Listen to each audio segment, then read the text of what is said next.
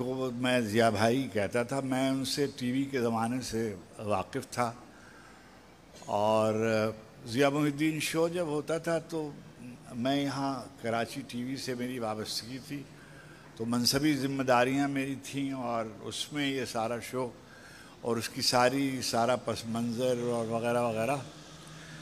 ضیاء بھائی بہت ہی صاحب تمکنت آدمی تھے. میں بالکل ذمہ داری کے ساتھ یہ کہہ رہا ہوں کہ وہ لوگوں کو بہت قریب نہیں آنے دیتے تھے. وہ کوئی مشکل آدمی تھے بہت.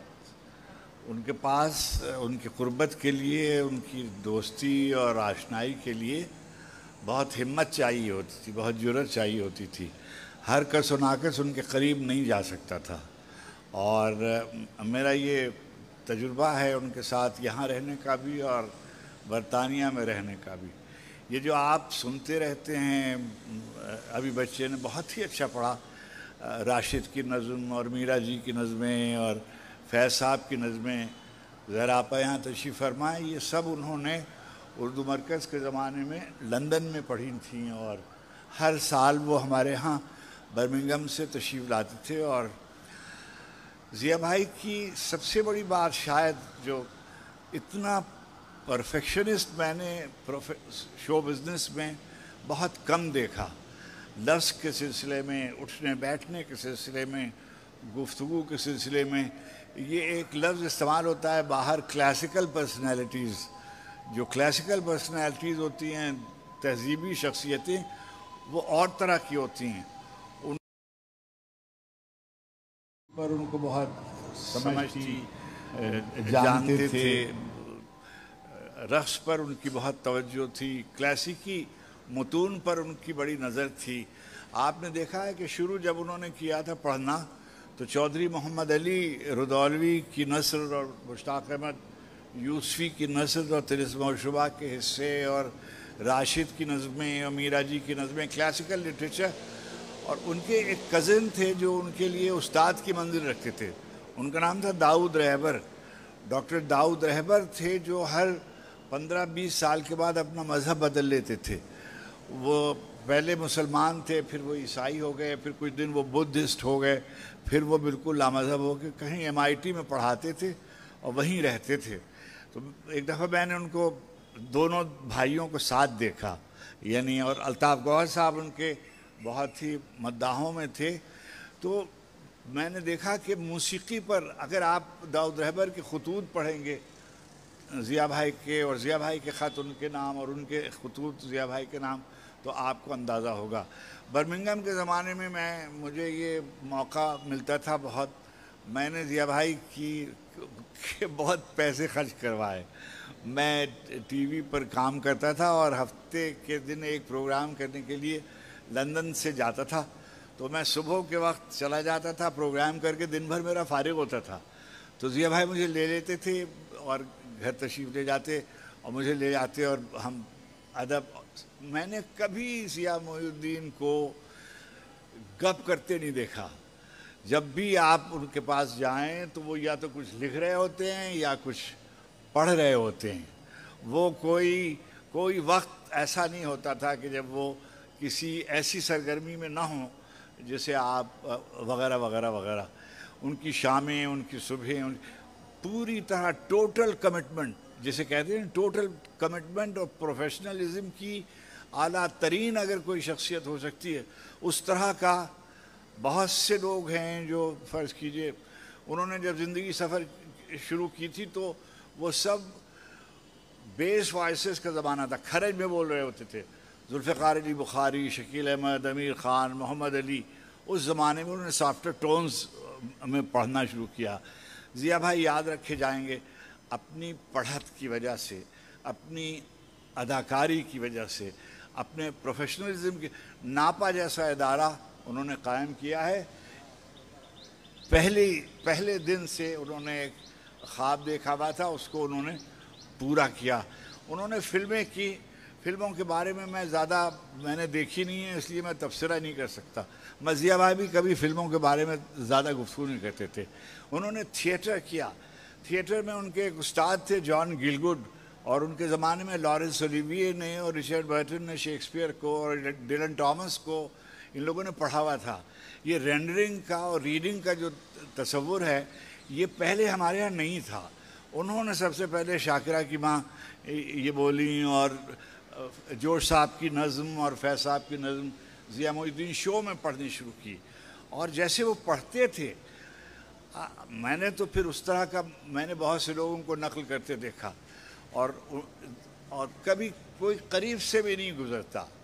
اس لیے کہ ضیاء کی جیسی تفہیم لٹریچر کی اور کلاسیکل ٹیکسٹ کی جو انڈرسٹینڈنگ ضیاء محی الدین کی تھی پاکستان اور ہندوستان کے کسی ایکٹر کی اتنی تہذیبی تربیت ہوگی میں نہیں کہہ سکتا.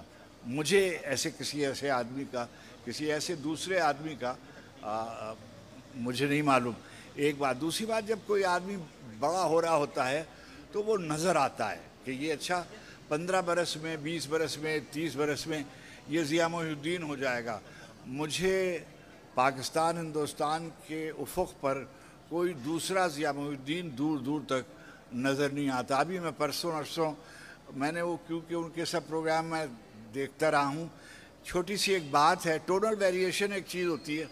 ابھی کچھ پڑھ رہے ہیں اور اسی کے ساتھ سفر شام میں دیکھ رہا تھا دمشق کا واقعہ اور وہ ایک واقعہ وہ بیان کر رہے ہیں. نریٹو ہے ہادی عسکری کی ڈاکیومنٹری اور اس کے پیچھے کہ یزید یہاں بیٹھا تھا اور یہ ہوا اور جناب زینب وہاں لائی گئیں اور اب وہ نریٹو چل رہا ہے اور ضیاء بھائی اس کو پڑھ رہے ہیں کہ وہ یہ ہوا اور یہ ہوا یہ ہوا اور اچانک وہ کہتی ہیں اور پھر وہاں جناب زینب نے خطبہ دینا شروع کیا اور آل آف اے سڈن آپ دیکھتے ہیں کہ جو ٹونل بیس ہے ان کا ایسا معلوم ہوتا تھا کہ کوئی عربی میں اردو بول رہا ہے. ایسی خوبصورت ڈیلیوری میں نے پہلے کبھی نہیں سنی تھی. میں ریڈیو میں بھی تھوڑی بہت میں نے خدمت کی ہے. کیسی دوسری کوئی آواز مجھے نظر نہیں آتی. شعر کی جیسی تفہیم ان کی تھی رقص پہ جیسے موومنٹ پہ ایک ایک نشست و برخاست ان کا لباس ان کا اٹھنا بیٹھنا ان کی محفل آرائی. کبھی چھوٹی بات ابھی جیسے کسی نے کہا کہ وہ مثلاً جیسے ہم نعیم بخاری ان کے ایک دوست ہیں. اب نعیم بالکل دوسری طرح کے آدمی ہیں بہت ہی شوخ بہت ہی ترار اور وغیرہ وغیرہ. ان کے مقابلے میں ضیاء بھائی بالکل اور طرح کے آدمی. مجلس میں بھی وہ کبھی بے تکلف ہونے کی اجازت لوگوں کو نہیں دیتے تھے اور مجھے بہت یعنی مجھے تکلیف ہوئی. دیکھیے جب ہم عمر کے ایک مرحلے میں آ جاتے ہیں تو اس کا جانا یہ طے ہو جاتا ہے کہ اچھا اب ہماری عمر جو ہوتی ہے اس میں آدمی تیاریاں وغیرہ کر لیتا ہے. مگر جب گھر کا کوئی آدمی کوئی بڑا رخصت ہوتا ہے تب آپ کو اندازہ ہوتا ہے. اب آپ کو اندازہ ہوتا ہے کہ ضیاء محی الدین کے نہ ہونے کے کیا معنی ہیں اور یہ قوم اس کو یاد رکھے گی. میں سمجھتا ہوں کہ جب تک رینڈرنگ کا اور صداکاری کا اور کوئی اصول اداکاری کا کوئی اسٹیج کا تھیٹر کا یہ ذکر ہوگا ضیاء محی الدین ہمیشہ یاد رکھے جائیں گے. امجد ہمارے ساتھ کے آدمی تھے. ہم 70 کی دہائی کے سب سے پہچانے جانے والے شعراء میں امجد کا شمار ہوتا تھا. امجد نے نظم لکھی امجد نے غزل لکھی امجد نے ڈرامہ لکھا. امجد نے پہلا ڈرامہ کراچی ٹی وی کے لیے لکھا تھا. اس کا نام تھا سونے کی چڑیا اور قمر آفتاب احمد نے اسے پروڈیوس کیا تھا. اس کے بعد تو دیکھیے وارث سے ان کو شہرت ملی مگر انہوں نے کئی کامیاب ڈرامے لکھے. امجد ایک بہت ہی اس کی ایک نظم ہے سیلف میڈ آدمی کا المیہ. ابھی ان کے پرانے دوست اور ہمارے پرانے دوست اشرف آئے تھے وہ بیان کر رہے تھے زندگی میں جس چیز کی خواہش امجد نے کی وہ سب چیزیں اس کو حاصل ہوئی لیکن سب اس کو دیر سے ملی اور یہ وہ اس نے سیلف میڈ آدمی کے المیے میں لکھ دیا ہے. آخری دنوں میں میں نے کوئی بات یہاں ایکسیڈنٹ ہوا یہاں سے لاہور گئے اور وہاں پھر ایک ایکسیڈنٹ ہوا فریکچر ہوا اس کا پلاسٹر اترا تو ہم بات کر رہے تھے تو کہنے لگا کہ میں عمرے پہ علی جو ہے وہ کہہ رہا ہے کہ عمرے پہ چلو تو میں جا رہا ہوں تو میں نے کہا دیکھ لو اگر وہاں صورت، مگر وہ گئے وہاں اور انہوں نے وہاں عمرہ کیا اور عمرہ کر کے واپس آئے اور دوسرے تیسرے دن رخصت ہو گئے. ایسا لگتا ہے جیسے کلین چٹ لینے گئے تھے اور وہ کلین چٹ امجد کو فراہم کر دی گئی. اللہ ان کے درجات بلند کرے. دنیا میں بھی انہوں نے بہت مقبولیت حاصل کی اور انشاءاللہ وہاں بھی ان کے درجات بلند ہوں گے. بڑی